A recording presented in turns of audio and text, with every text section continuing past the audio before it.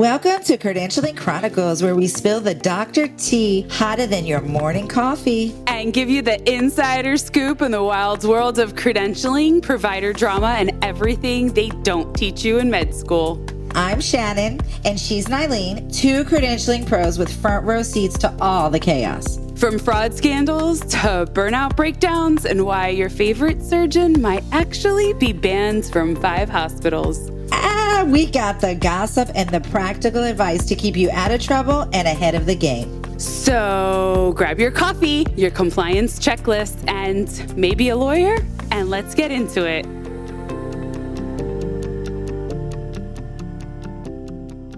Okay, so while I was researching for this episode, I went down a rabbit hole, like deep, girl. And you know what I found, y'all?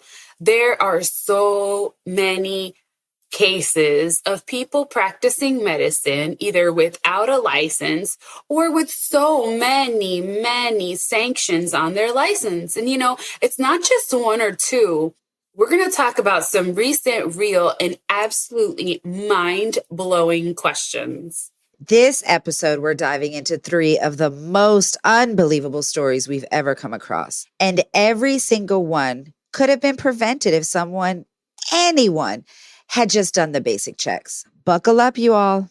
Well, give us our disclaimer, Shannen, and let's get the party started. Definitely. As a disclaimer, the cases we will be sharing with you are all available through public court documents. We promise we are not sharing any privileged or private information, and we have never personally credentialed these practitioners. We will not release the names of the practitioner, but we will give you all the other juicy details. This episode of Credentialing Chronicles is sponsored by Advanced Quality Compliance, your white glove credentialing crew. We get it. One person doing the work of 5, audit season looming, files all over the place. AQC steps in with expert hands and calm minds, digitizing your chaos, handling the details, and keeping you audit ready 24/7. Think less stress, more success with a touch of luxury. No stress, no mess. Just AQC white glove service. Visit aqccbo.com to get started. Okay, Nyleen, I am ready. There is a disclaimer. Our listeners are ready. Please share all the tea. Okay, so let's start off with the surgeon who shouldn't have been. So this is a surgeon in South Carolina. And so heads up, we are going to pick a little bit on South Carolina today. So South Carolina, this doctor had a history of patient complaints and violations. And despite this, he continued to practice. His license is still active, Shannen. Still active? Like as of today, you mean? I can't believe he's still practicing. Oh my God. Right. According to reports, there were multiple investigations into his conduct, yet he is still allowed to see patients. How does this even happen? It's baffling. I mean, the system that's supposed to protect these patients are failing here, and it's not an isolated incident, as Nyleen is finding out. He had a history of patient complaints and violations dating back to 2017. And these included performing liposuction without proper emergency plans. So if something goes wrong, nobody knows what to do. And then he was prescribing controlled substances over the phone and not telling patients what they actually were, what to do with them. And despite this, these public reprimands in 2021 and then 2023 and then 2024, his medical license is still active. You know, it always starts with liposuction, Nyleen. I mean, let's be honest. Oh, goodness. Right? It's always. People, let's go to board certified plastic surgeons. That's number 1. They have to be board certified. We will leave links for the verification on the board certification in this episode. Okay, tell me more. Okay, well then in March 2023, a patient that we're going to call Susie.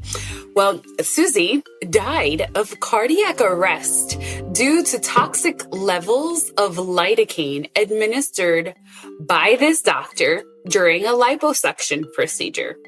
Where's anesthesia? Can we just talk about anesthesia for a minute? He does it all. That's how he saves money.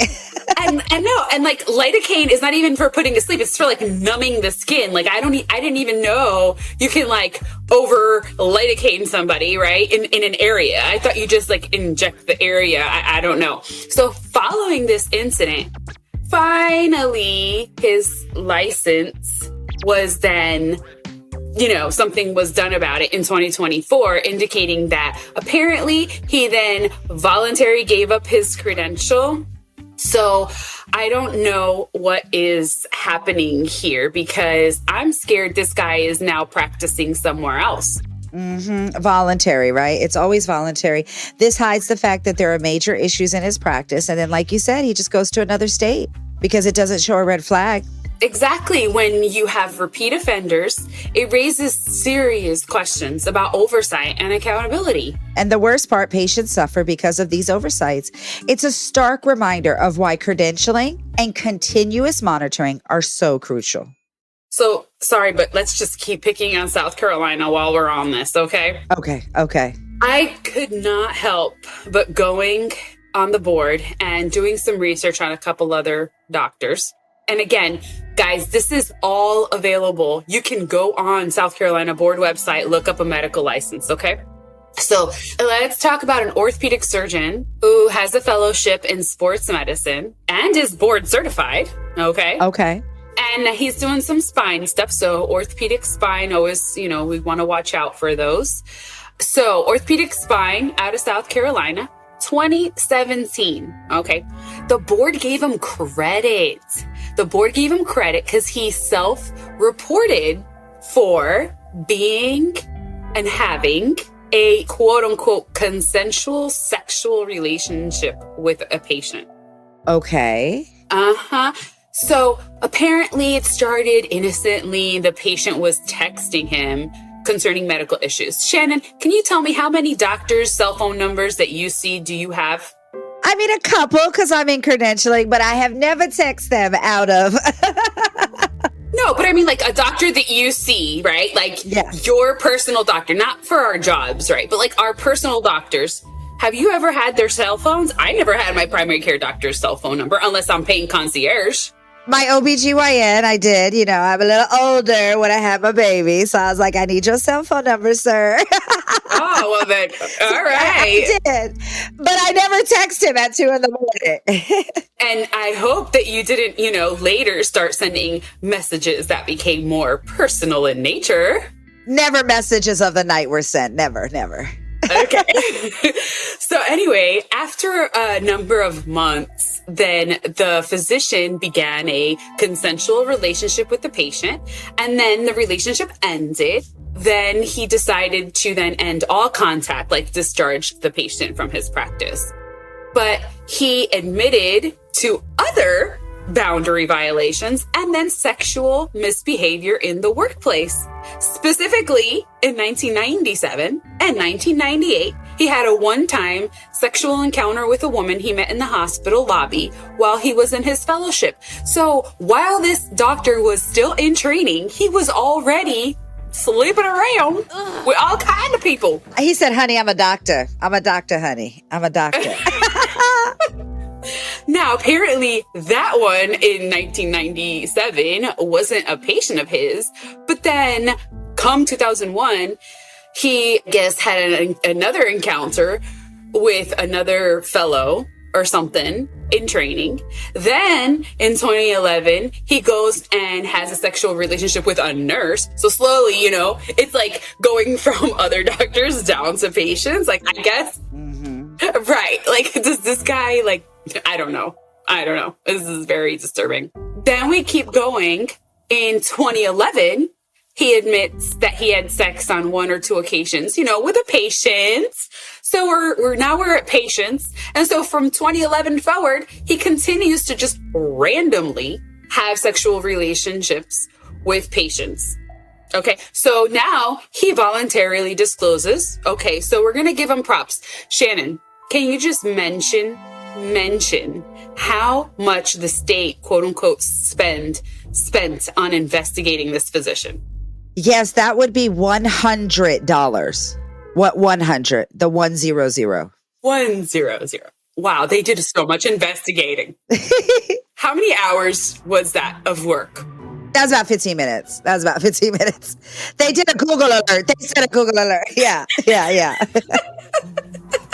So while the board appreciates the respondent self-reported his conduct, this is quoted directly from the board website, by the way. So the board says, the board is concerned that this appears to be the latest in a series of lapses in judgment by the respondent in regard to establishing appropriate boundaries. Well, remember we talk about a lot, the pattern of behavior. It's never the first time that these things are happening when they're caught. Never. Exactly. This is where it gets really good. So the board would impose these requirements for a period of no less than 5 years. The board would also assess the respondent the cost of, guess how much? How much did they charge him? $100. $100. That's right. They just wanted their $100 that they spent back. South Carolina said, we're going to keep it very even. We're going to keep the books right. 100. Let's keep it all 100. Okay. $100. Okay. So, girl, the sanctions imposed, it says, are consistent with the purpose of these proceedings, right? So they start listing the list of his reprimands. Okay. Oh my God. So for a period of 5 years from the date of the order, he must not work as a locum tenens. Look at that. Isn't that interesting? Okay. Right? So for those of you listening, a locum tenens, it's a doctor who works basically like a temp agency for doctors, and they're called locum tenens. And they usually travel from different hospitals, filling in the need wherever it's needed. And there's lots of agencies out there. They do have to go through the same credentialing process as all the other doctors that are applying for privileges at any healthcare facility. So they told him, oh, you can't be a locums. Okay. Then it says, respondents may continue to work at his most recent employer. He must work reasonable hours between 50 and 55 hours per week. He must not work more than 15 call shifts per month, and he must have a chaperone present for all female patient interactions, including during shifts, with such chaperone having relevant information of the respondent's history. He must not meet alone with female coworkers. A third person should be present for private encounters with female coworkers. He must maintain appropriate boundaries with his cell phone number. Patients should not have access to his personal cell phone number, and he should be extremely cautious about providing his cell phone number to coworkers. He may not attend social events with patients or staff, nor treat or prescribe for family, friends, or coworkers. Shannen, just give me a little debrief. Like, really? Yeah, to me, it sounds like those are all things that are a part of a provider's ethical training, correct? Because, everybody gets the CMEs in ethics every licensing round. And so these are just things that normal, good doctors would never put themselves in these situations, right? Can we talk about how does working reasonable hours have to do with sex and inappropriate behavior? Yeah, the one that really kills me is that he shall maintain appropriate boundaries with his cell phone number and should not have access to his personal cell. They said, you can't give your number out anymore, sir. You cannot. Okay. Restricted on the cell phone giving. Okay.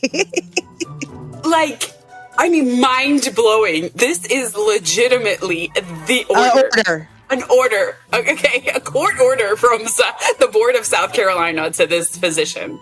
And this doctor, again, is still working. It's still active in South Carolina. So, again, if you live in South Carolina, we're going to tell you, Google alert your doctors. Go to the medical boards. We could give you the medical boards on this episode notes, and you could go there and verify if this is your doctor having these type of issues. And you can do some due diligence yourself. Mm-hmm. And please, if a doctor gives you his personal cell phone or makes a call because he's really just trying to provide better care, you had an emergency result that needed to be given to you, please don't have sexual conversations with the physician. Okay. Yes. I mean, my doctor in Georgia, I have to be honest, he was the best doctor. I had his cell phone. But yes, for the diabetes test, he texted me, hey, don't worry, it's okay. I had a little hypertension. Are you good? If anything happens, call me, text me before you go to the hospital. And it made me feel cared about, which is what I needed. But if I had gotten some suggestive text from him, it would have been completely across the boundary. And so I'm just so happy that there are doctors that do that because they care. But you can always tell when it crosses that boundary, right, Nyleen? Absolutely. Absolutely. And Shannen, I just can't help myself. I'm sorry. I gotta do one more in South Carolina. I know we said we were only going to talk about 3, but I just can't. Well, I mean, is the board even listening in South Carolina, right? We need to be advertising this. Listen, I couldn't control myself. I got one more, but this one is going to be about a PA. Oh, okay. Physician assistant. Okay, I'm ready for it. And physician assistants are not nurse practitioners. They actually assist the physician, work directly under them, take orders from the physician. They might do an assessment, talk about it with the physician, come back with a treatment plan. Exactly. And again, it is very important for our non-medical personnel that are listening. A physician assistant is not and cannot misrepresent themselves as physicians. They do not go to medical school. It is a master's program that they're given after they finish a Bachelor of Science.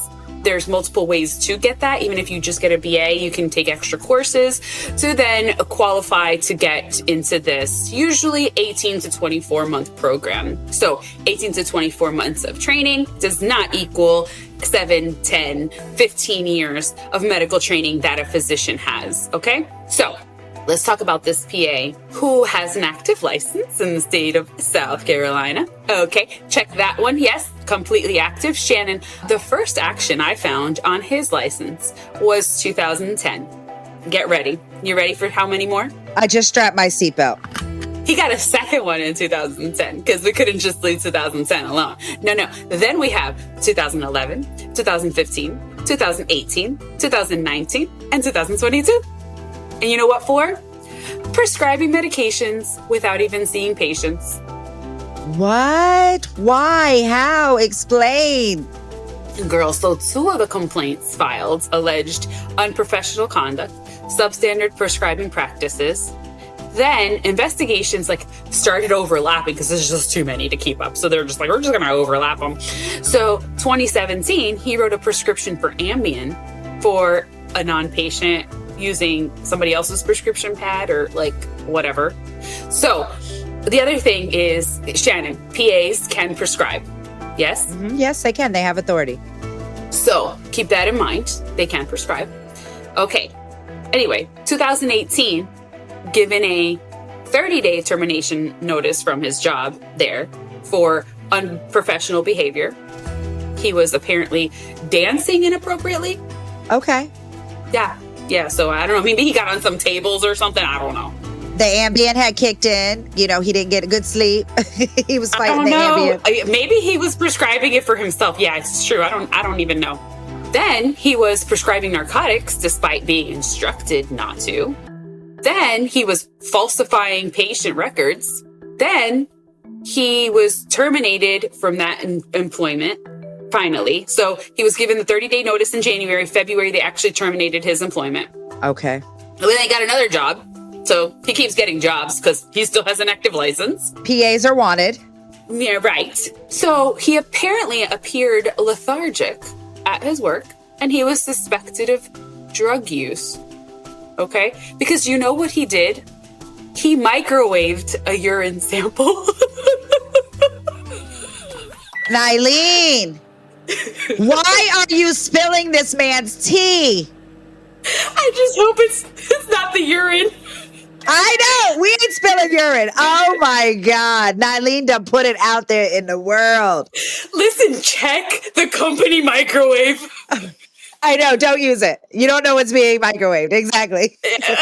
So then he goes ahead and then continues to mishandle narcotics during a medication reconciliation. Now, mind you guys, so medication reconciliation is usually at the start of every visit or hospitalization. They'll get a list of medicines. Then at the end, they go ahead and they reconcile and say, okay, are you still taking these medicines, or you were prescribed new medications during this visit, so we gotta compare the two.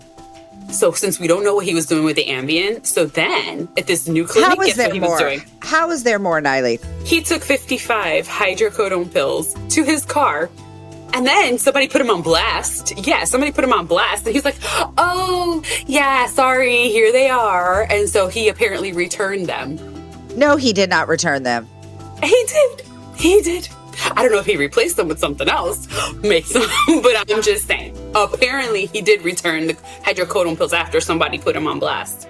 Oh my goodness. This poor man. It goes on and on. He prescribed controlled substances without supervision. He diverted medication. He falsified records. He appeared impaired. He kept writing prescriptions on prescription pads from his old employers. He would prescribe excessive quantities of controlled substance at the, while having threatening and unprofessional behavior towards others.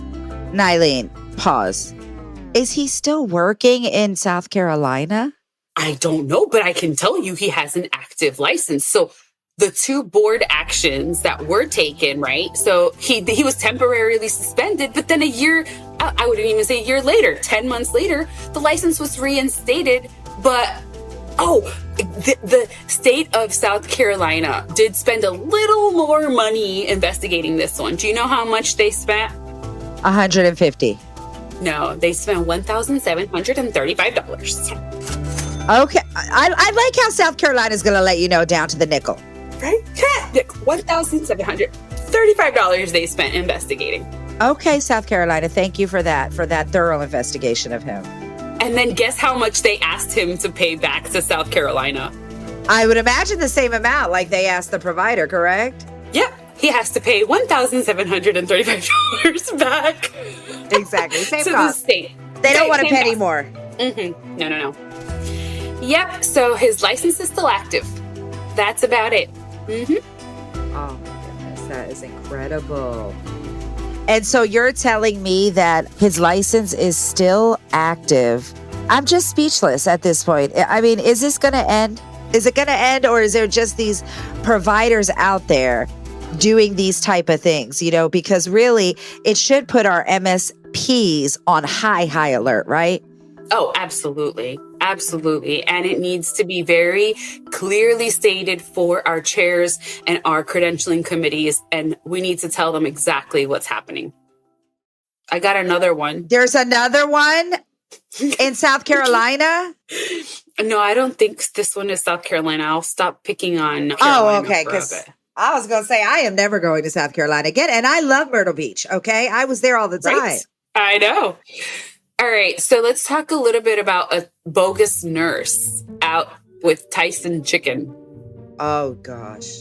So you'd think a Fortune 500 company like Tyson Chicken would have a legit credentialing process, right? But no, 15 years, a woman. The chicken that we get at the grocery store? Yeah, Tyson Chicken.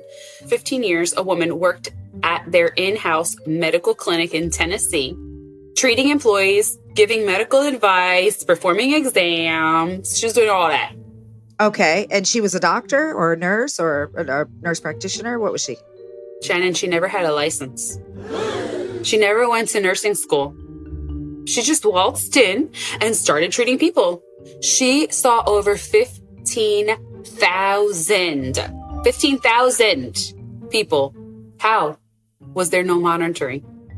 This was like a back alley operation at this point, right? So let's just break it down. So Tyson Chicken has a corporate clinic, right? And so I wonder if they have a credentialing office there, who's doing the primary source verification. And I mean, really, it goes to show that credentialing is a very different process than HR. Yes, absolutely. Right. And so maybe it was done through HR and they don't know how to do credentialing, maybe. But at the very least, HR knows they have to check a license. If you say that you're licensed to do something, I mean, it's scary how easy it is for someone to slip through those cracks, Nyleen. And again, that's why we started this. Absolutely. And so get this. So you know how she slipped through? She was using a fake license number that belonged to 2 legitimate LPNs from Tennessee. Now, that is not a registered nurse. An LPN is a licensed practical nurse. It's kind of like the step before. They kind of like assist nurses in a lot of things. But this poor lady, I guess she changed and used the same name that they had or something. And so these other 2 poor LPNs had no idea that their credentials were ever being used. Unbelievable. And the clinic, they just took her word for it. No verification or nothing, it seems, right? It's a massive failure on multiple levels. Even if you share the name with somebody, which thank goodness my name is Nyleen. Not too many people have my name. But I mean, what if your name is, Donna Smith or something? Sorry, Donna's, whoever's out there. But like, that's a common name. And you could definitely find somebody with that name who has a license in a state. So this lady took somebody and just said, this is my LPN. And it's a massive failure, on all these levels. And it makes you wonder how many other fake credentialed people are out there. We got to do an episode on this. I think we're going to bring that up soon. It would be an empowering episode to medical staff professionals and committee members. And HR. Thank you, Nyleen. To really maybe once a year do like a big audit, a big mass verification or something. Even though these things should be being done on a monthly basis, especially now NCQ has changed that. NCQA said all monitoring has to be done monthly. And so if employers like Tyson Chicken don't know about those type of verification standards, then they would never fall in line with them and do those things. And, it's just too many. It's hurting patients every time somebody out there is doing this. Mm-hmm. But you're delivering the tea. I mean, you are delivering it in a little trolley, leaving it at our doorstep, Nyleen. Shannen, the people want the tea, so we have to deliver. And you are. Okay. Tell me you have one more. Like, why don't we just finish this up? Because you know what's happening right now. Coachella is happening right now. Okay. You have a California story about the Californians. Oh, yes. Well, I know you are the compliance superhero, but I'm starting to detect, we a little superstar over here. And of course, our favorite job description, which is we are all detectives and we're PIs, in case anybody didn't know. So let's talk about LA. There's a gentleman, and we're going to call him Bob because, why not? So patients thought they were under the care of a licensed physician. Some people were immunocompromised, others had chronic illnesses, and they trusted him. This facility offered services like blood tests, consultations, treatments for conditions, even, cancer, why not? And some viral infections.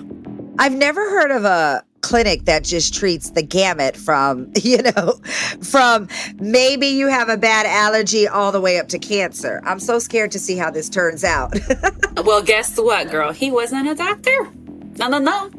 Not even close. He got indicted in 2023 for practicing medicine without a license after years of operating like he was a doctor.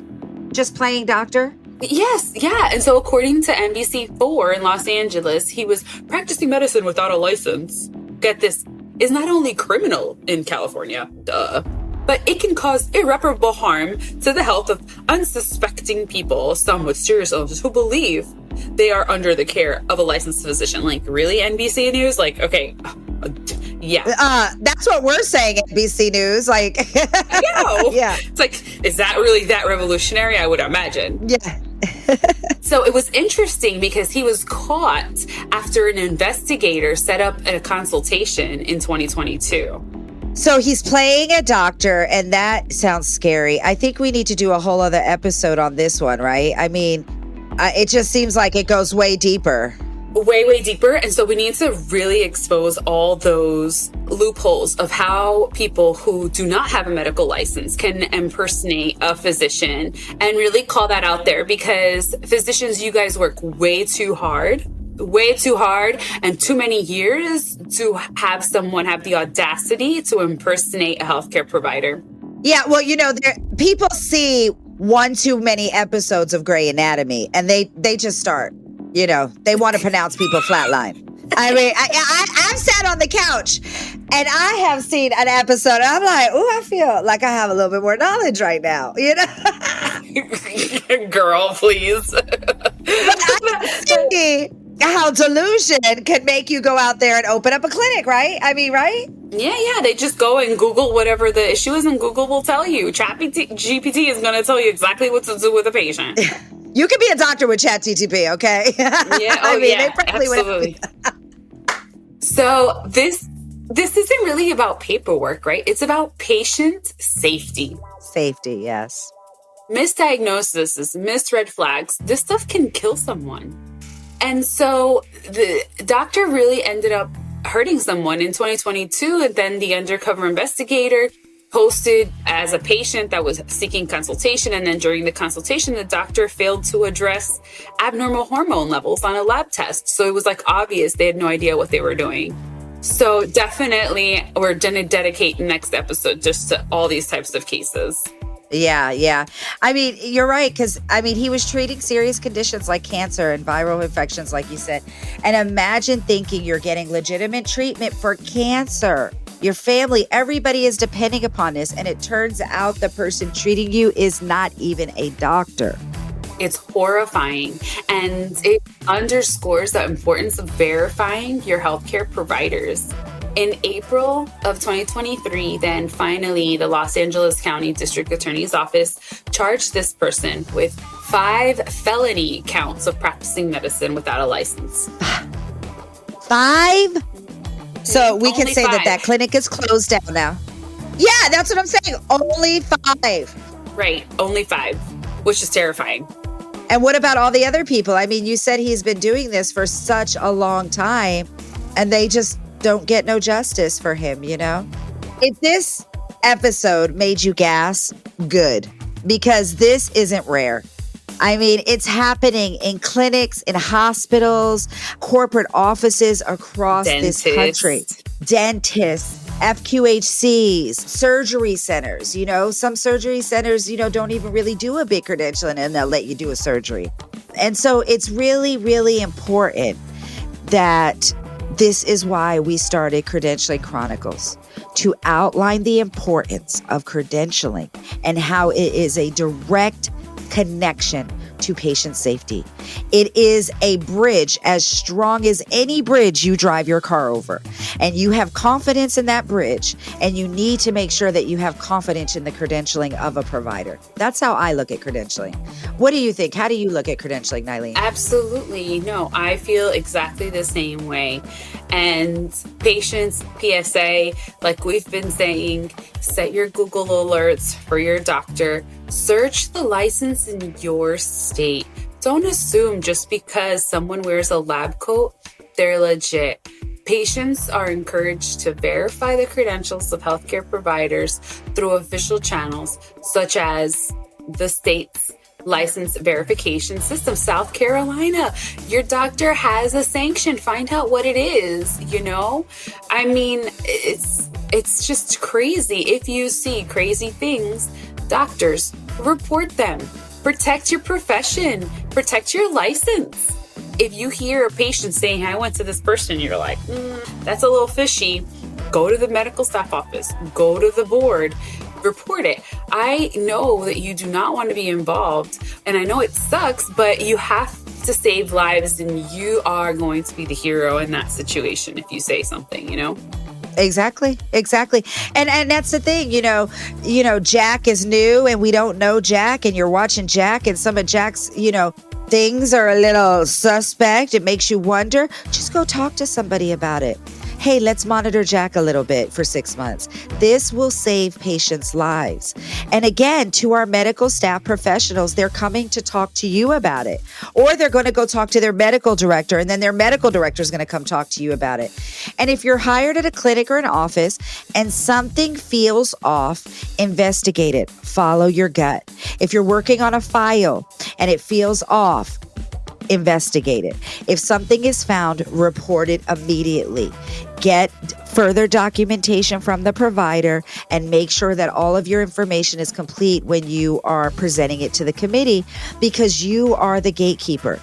Educate your practitioner staff on ethical practices, on patient safety, and how to safely report suspicious behavior so that they understand it is a confidential, protected, private process. And you're not going to say, oh, Dr. Smith's out here just telling people are crazy on the floor. No, it does not go like that at all. It's not a gossip mill. So please, everyone, until next time, please remember, credentialing saves lives. Whether you do it as a patient, before seeing a new provider or you're a new or a seasoned MSP. So hit us up, email us, follow us on Instagram at Cred Chronicles, go and subscribe on YouTube, go and help us out, download the episodes. We're dying to get some feedback from our listeners. So can't wait to get back to you next week and tell you about some spicy stuff. Some more tea, right? But what I would say is please share.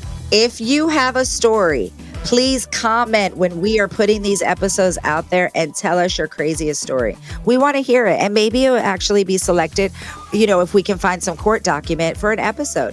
But we want to hear the craziness out there. And Nyleen likes to investigate it and spill all the tea, honey. So until next time, we'll see you soon. Bye.